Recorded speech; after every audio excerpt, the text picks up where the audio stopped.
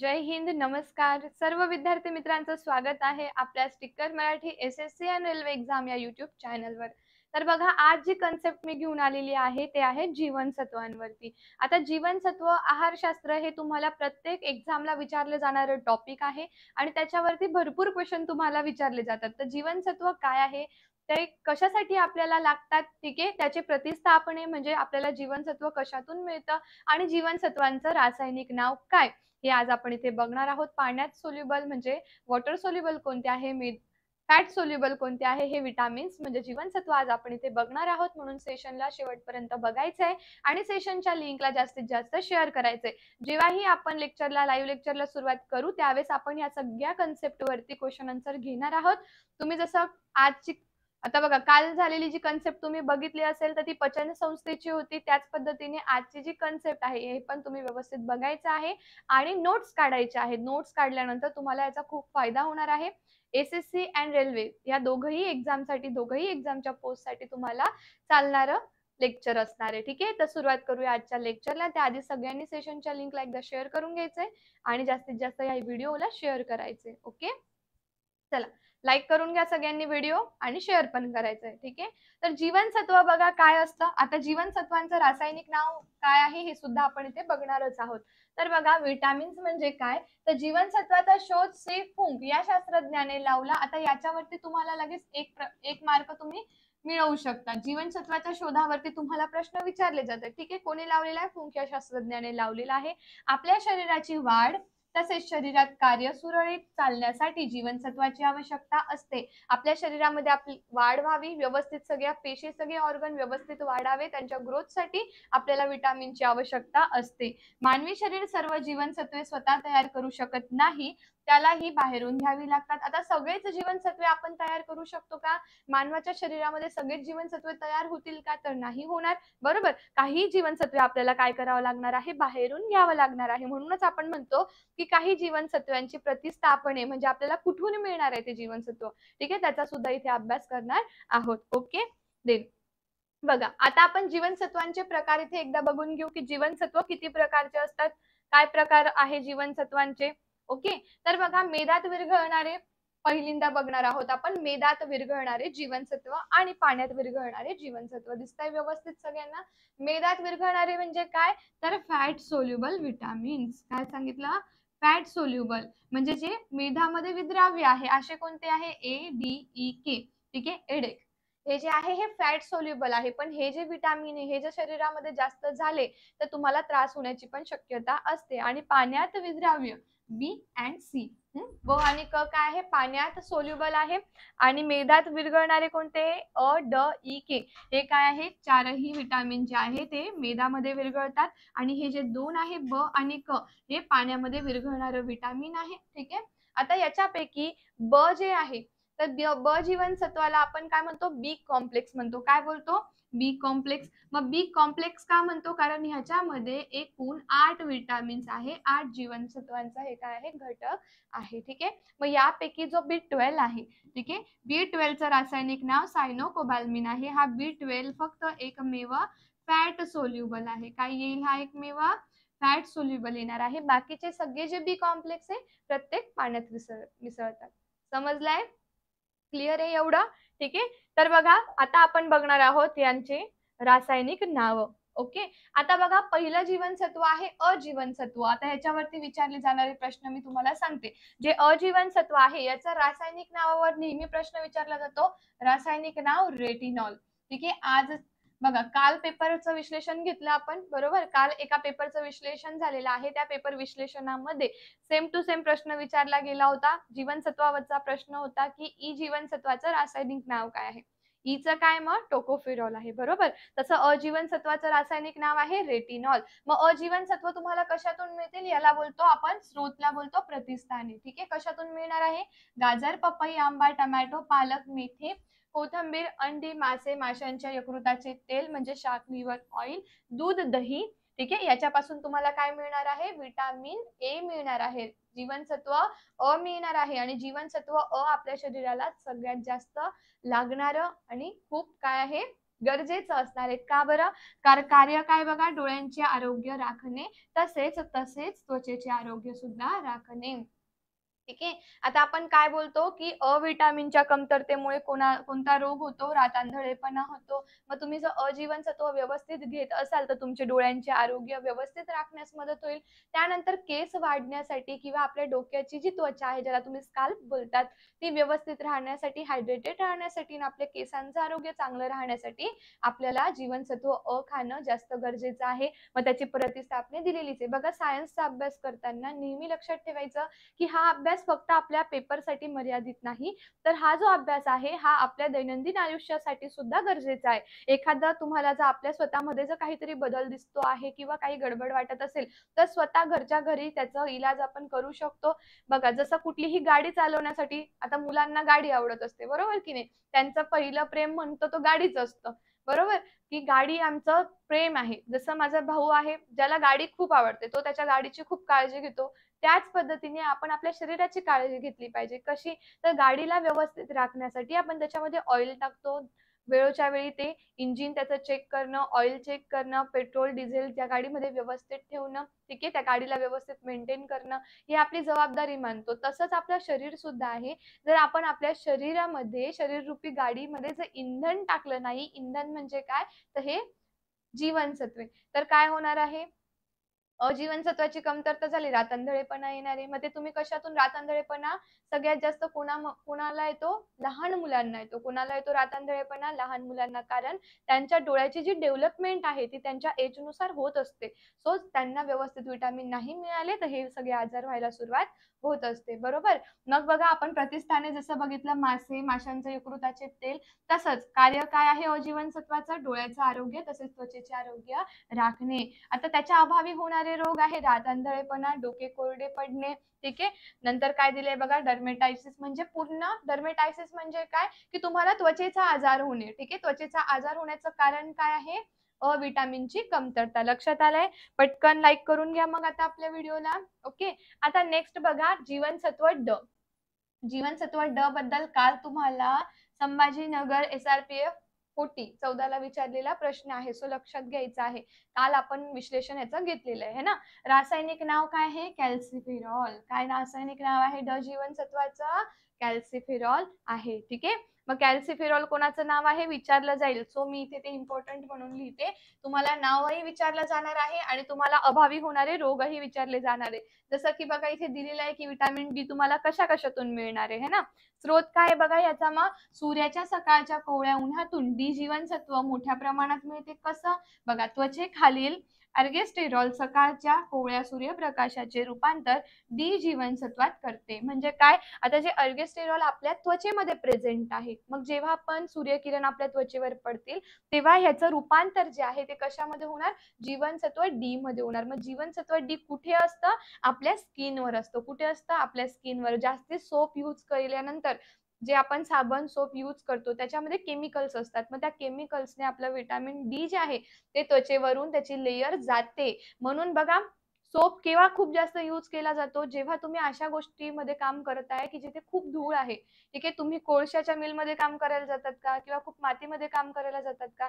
तेव्हा खूप जास्त सोपची गरज पडते. पण तसं होत नाही. घरात राहणारे लोकं जे दिवसभर घरात असतील किंवा वर्क फ्रॉम होम करत असतील, ठीक आहे, बाहेर त्यांचे काही संबंध नसेल, ते सुद्धा खूप जास्त सोप यूज करतात. जर आपल्या त्वचेला ज्याची गरज नाहीये त्याचा मारा पण करायचा नसतो. ठीक आहे. समजलं मग की डी कशातून मिळणार आहे तुम्हाला? तर उन्हातून मिळणार आहे. ओके. देन बघा, त्याचे स्रोत काय दिलेला आहे अजून, तर कशातून आपल्याला मिळू शकतं? तर अंड्याचा पिवळा बलक, मासे, दूध ह्याच्यातून सुद्धा तुम्हाला जीवनसत्व डी चांगल्या प्रमाणात मिळेल. ठीक आहे. कार्य काय आहे त्याचं? कॅल्शियम आणि फॉस्फरसचे प्रमाण नियंत्रित ठेवणे. ठीक आहे. आपल्यामध्ये जे खनिज आहे कॅल्शियम आणि फॉस्फरस काय आहे? आपल्या शरीरामध्ये असलेलं खनिज आहे. मग याच्या प्रमाणाला नियंत्रित ठेवण्याचं कार्य कोणाकडून केलं जातं? जीवनसत्व डी ने केलं जातं. ओके. त्याच्यानंतर बघा, ह्याच्या अभावी होणारे रोग कोणते आहे? बालकांमध्ये होतो मुळदूस. ठीक आहे. जीवनसत्व ड च्या अभावी होणारे रोग तुम्हाला आता येत्या परीक्षेला विचारले गेले.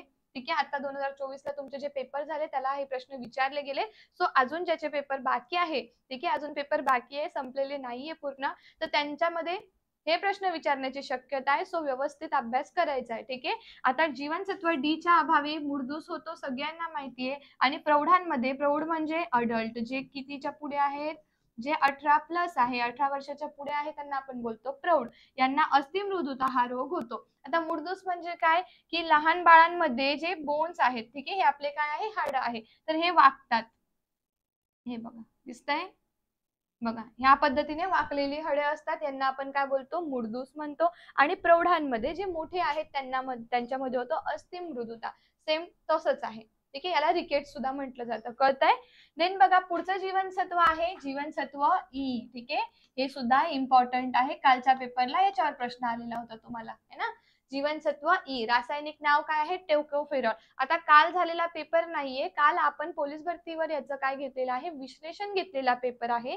जो पेपर झालेला आहे संभाजीनगर गट 14चा SRPFचा, तो खूप आधीच झालेला पेपर आहे. बट काल आपण याचं विश्लेषण घेतलंय, आठवत असेल तर बघा, है ना. तर जीवनसत्व ईचं जे रासायनिक नाव आहे ते काय आहे, टोकोफेरॉल. तर कालच्या परीक्षेला आलेला प्रश्न आहे. आणि आपण याच्या आधी जे 100 डे चॅलेंज घेतले होते युट्यूबवर, यामध्ये पण शिकवलं होतं. कारण हे जे लेक्चर आहे ना तुमचं आजचं सायन्सचं, हे सगळ्या एक्झामसाठी उपयुक्त असणार आहे. तुम्हाला रेल्वेमध्ये, SSC मध्ये आहारशास्त्रावरती खूप प्रश्न विचारले जातात आणि हे बोनस आहे, दरवर्षी येणारे प्रश्न आहे. सो हे कधी बदलत नाही. ठीक आहे. म्हणजे बदलत नाही त्याचा पहिले अभ्यास करून ठेवायचा. ओके. आता रासायनिक नाव काय आहे, टोकोफेरॉल. स्रोत काय आहे बघा, मोड आलेले कडधान्य, गव्हाच्या ओंब्या, हिरवी मिरची, सर्व वनस्पती तेल, मांस आणि अंडी, हे काय आहे याचे स्रोत. हे जे स्रोत आहे बघा, काय करायचं आहे, मला तुम्हाला टीच करायचंय, शिकवायचंय, म्हणून मी अशा पद्धतीने आपली काय घेतली आहे, PDF घेतलेली आहे, फाईल घेतली आहे. पण तुम्ही नोट्स काढत असाल तर नोट्स काढण्याच्या पद्धती असतात. पूर्णच्या पूर्ण लिहायचं का नोट्स मध्ये, तर नाही. मग नोट्स कशा काढायच्या मॅडम, तर नोट्स कशा काढायच्या असतात बघा, पहिले तुम्ही जीवनसत्वाचं नाव लिहायचं आहे, त्याच्यानंतर त्याचं रासायनिक नाव लिहायचंय, नंतर त्या जीवनसत्वाचे स्रोत लिहायचे की कशातून तुम्हाला ते मिळणार आहे, आणि नंतर चौथ्या कॉलम मध्ये लिहायचं त्याच्या अभावी होणारे रोग, किंवा तो जास्त जरी झाला तरीही रोग होतात तर त्याच्याबद्दल तुम्ही लिहायचे. असे 4-5 कॉलम करूनच तुम्ही पूर्ण नोट्स तयार करायची, पूर्ण एवढंच्या एवढं लिहायचं नाही. समजलं आहे, कळलंय? तर लाईक करा पटकन व्हिडिओला, आणि जास्तीत जास्त व्हिडिओला शेअर सुद्धा करायचंय. ठीक आहे.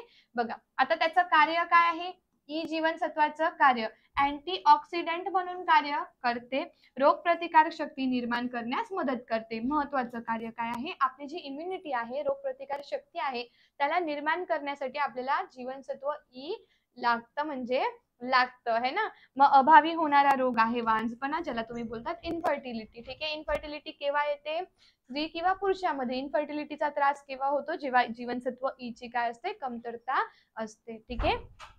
समजलं जीवनसत्व ई बद्दल. आता बघा, चौथं आहे विटामिन के. जीवनसत्व काय आहे, के. हे कशाबद्दल अभ्यास केला आपण, आता हे जे के विटामिन आहे हे कशामध्ये सोल्युबल आहे, मी पहिलेच सांगितलं ना सुरुवातीला, हे आहे फॅट सोल्युबल. काय आहे, फॅट सोल्युबल.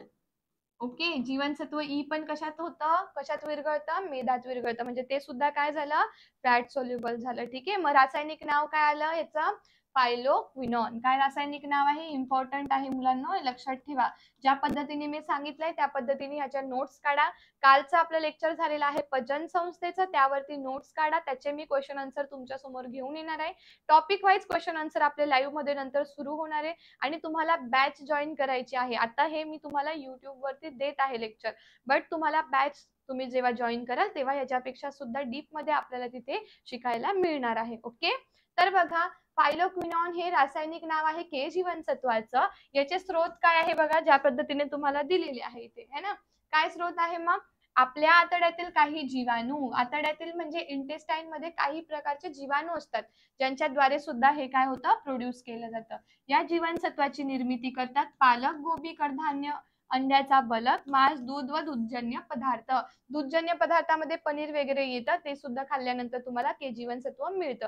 आता सगळ्यात महत्वाचं, आरोग्यामध्ये पण याचे भरपूर प्रश्न विचारले जातात की विटामिन के चं कार्य काय आहे. ठीक आहे. किंवा कोणत्या विटामिनच्या कमतरतेमुळे आपल्या शरीरामध्ये रक्त गोठतच नाही, रक्तस्राव होतो, असं तुम्हाला भरपूर पेपरला आतापर्यंत पोलीस भरतीमध्ये पण विचारलं गेलेलं आहे. अँड SSC अँड रेल्वेला सुद्धा विचारलं गेलेलं आहे. SSC अँड रेल्वेचं जे सायन्स आहे ते सेमच आहे.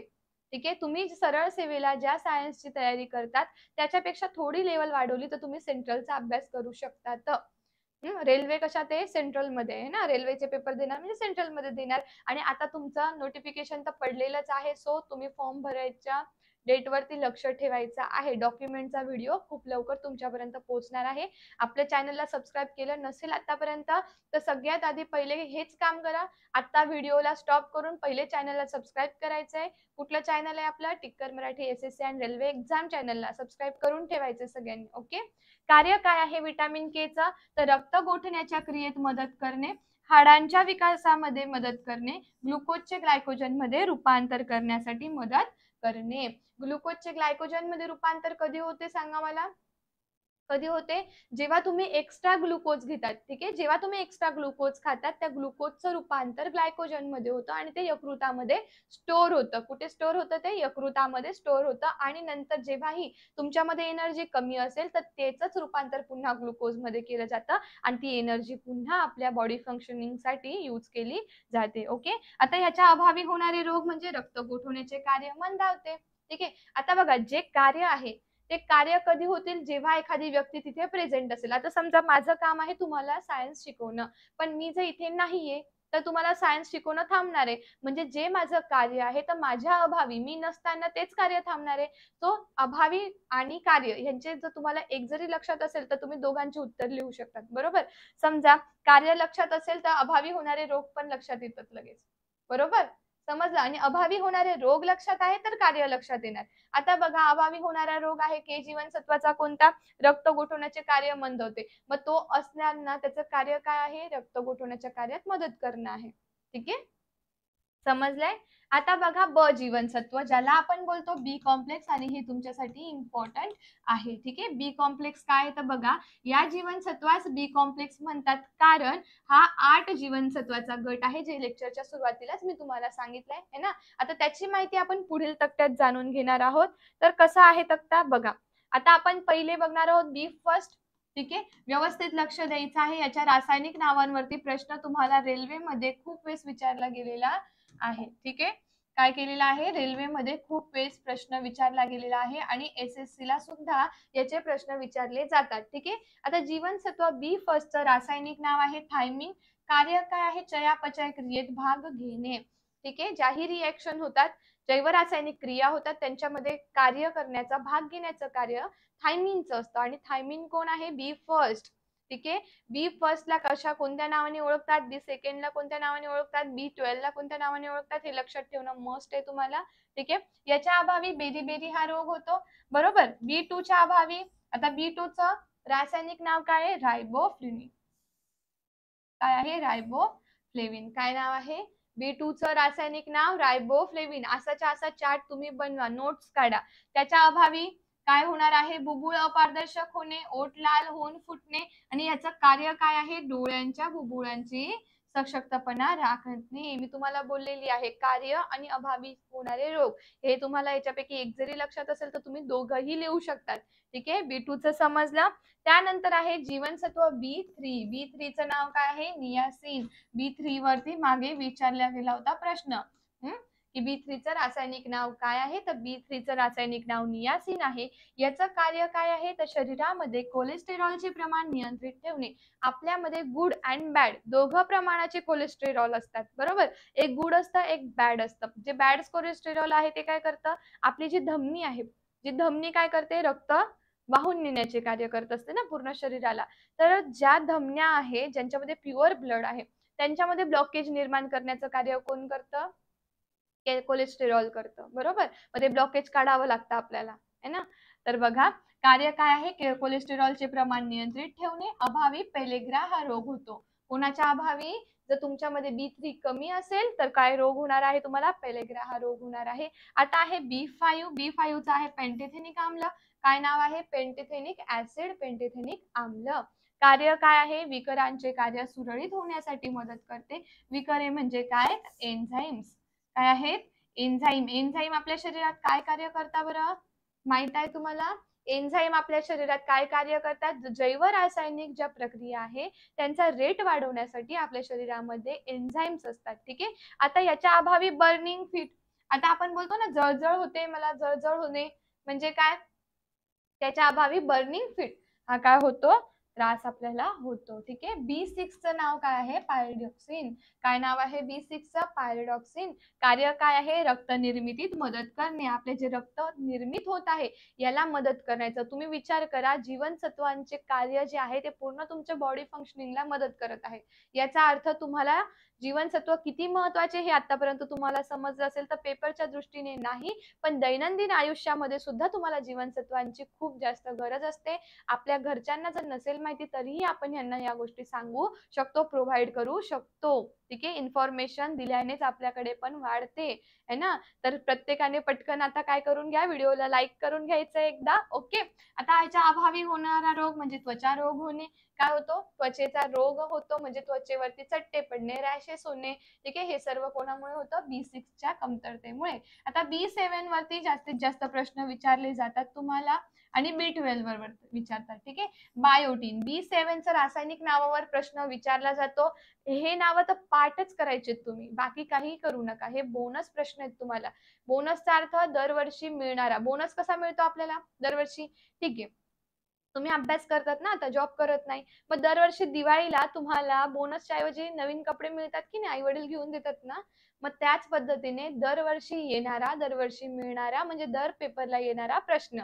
असे हे प्रश्न आहे, बोनस क्वेश्चन आहे तुम्हाला. तर हे 100% विचारले जातील. म्हणून हे असं चार्ट बनवा, व्यवस्थित नोट्स काढा आणि अभ्यास करा. ठीक आहे. आता बायोटिनच्या कार्य काय आहे?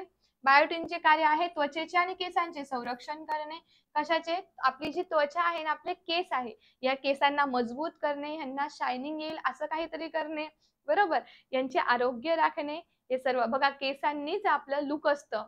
सर्वांना माहिती ना, म्हणून तर तुम्ही मला विचारतात की मॅडम आम्ही काय करायला पाहिजे सांगा बरं आम्हाला. कमेंट करतात ना भरपूर लोक. तर बघा, आपल्या त्वचेचं आणि केसांचं आरोग्य चांगलं राखण्याचं काम बायोटिनचं असतं. आणि याच्या अभावी काय होणार आहे? आता त्याचं कार्यच आहे त्वचेचे आणि केसांचे संरक्षण करणे. जर अभाव झाला तर केस गळती सुरू होईल. मग ज्यांना खूप जास्त केस गळती होत आहे त्यांनी B7 आणि जीवनसत्व अ, ठीक आहे, रेटिनॉल हे खायला पाहिजे है ना. म्हणजे काय होणार नाही? केस गळतीची समस्या येणार नाही. आता आहे B9. B9 काय आहे सांगा मग? B9चं रासायनिक नाव आहे फॉलिक ऍसिड. काय नाव आहे? असाचा असा जो चार्ट आहे तो तुम्ही स्वतःकडे लिहून ठेवायचा आहे. काय नाव आहे? Folic acid. कार्य काय आहे? तांबड्या रक्तपेशी तयार करण्यासाठी आवश्यक. आपल्याला कशासाठी लागतं B9?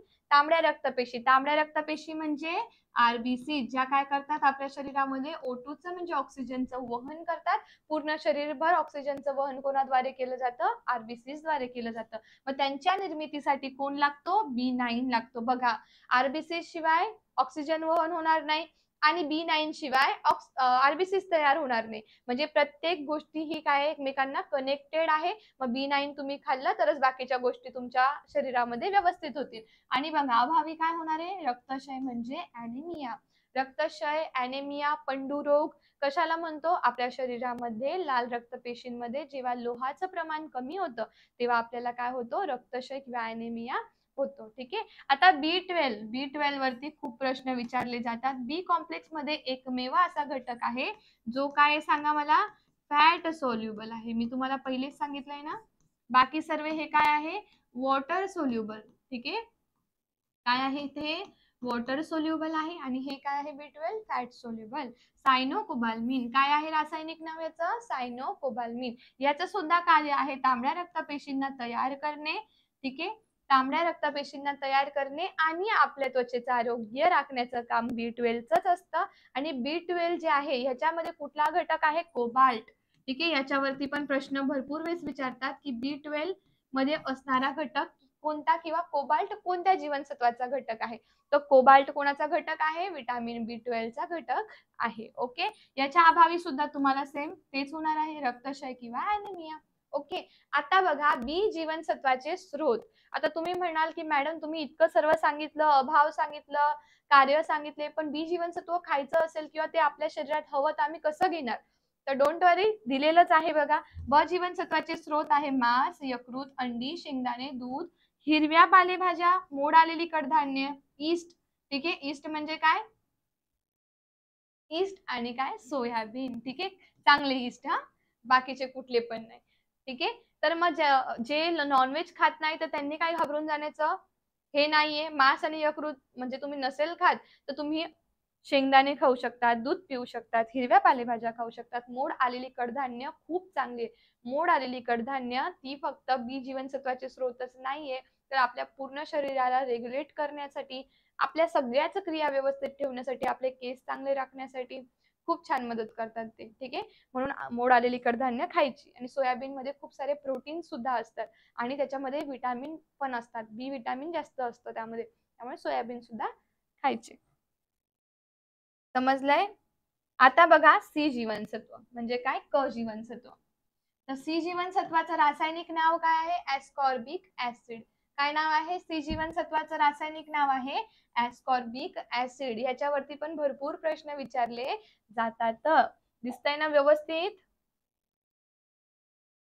काय नाव आहे? ऍस्कॉर्बिक ऍसिड. ओके. स्रोत काय आहे बघा? सर्व लिंबू वर्गीय फळांमध्ये, उदाहरणार्थ लिंबू, मोसंबी, आवळा, पेरू, संत्री, इतर फळे, अननस, द्राक्ष, स्ट्रॉबेरी, हिरव्या पालेभाज्या. खात चला हिरव्या पालेभाज्या. ठीक आहे. आता सध्या रानभाज्या येतात.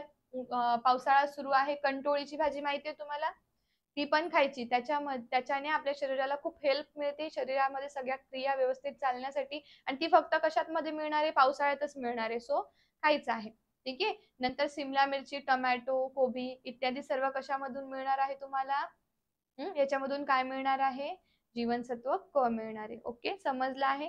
सर्वात बेस्ट लक्षात ठेवायचं आहे, पेपरच्या दृष्टीने लक्षात ठेवायचं आहे की ऍस्कॉर्बिक ऍसिड म्हणजे काय आहे? जीवनसत्व सी आहे. आणि जीवनसत्व सी ला रासायनिक नाव काय आहे? ऍस्कॉर्बिक ऍसिड.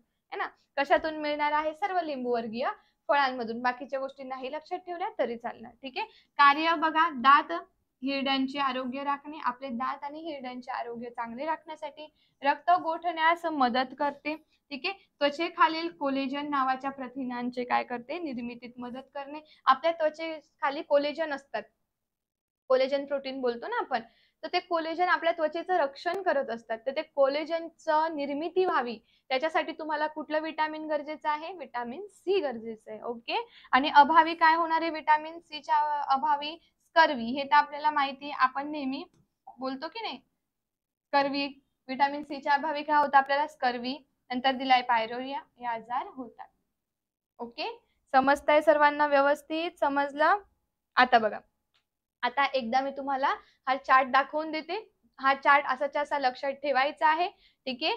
आपण हा चार्ट जर लक्षात ठेवला तर तुम्हाला याच्याबद्दल व्यवस्थित लिहिता येईल. आणि अशाच पद्धतीने तुम्ही काय करायचं आहे? जीवनसत्व व त्यांच्या अभावी होणारे आजार मी इथे लिहिलंय ना, तसंच तुम्ही काय करायचंय? जीवनसत्वे व त्यांचे रासायनिक नाव. ठीक आहे. असा एक चार्ट बनवायचा आहे. ठीक आहे. बॅक टू बॅक खालच्या वर खाली जर तुम्ही असं करून लिहिलं तरी सुद्धा नोटबुक मध्ये तुम्ही नोट्स काढा. नोट्स काढाल तरच शिकाल. मोबाईल बघून बघून शिकणार नाही. तुम्ही लेक्चर मोबाईलवर करताय. मी जेव्हा मास्टर डिग्री करत होते तर मी पण लेक्चर मोबाईलवर बघायची. बट माझ्या खूप नोट्स होत्या.